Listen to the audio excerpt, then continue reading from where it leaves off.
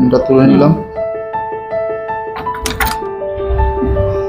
Sir আমরা পয়সাটা খুলে নিচ্ছি। প্রসেসরের পিনগুলো এবার ক্লিন করো।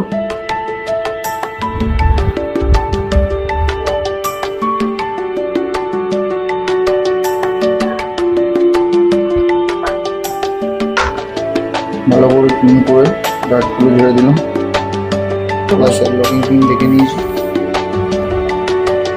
এই লক হিসেবে লক অনুযায়ী বসিয়ে দিলাম। তাকে লক করে দিলাম স্যার। হ্যান্ডটাকে উপরে বসিয়ে দিলাম।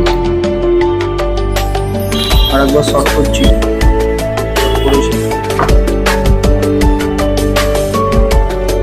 ডিসপ্লে এসছে তো? হ্যাঁ স্যার, ডিসপ্লে চলে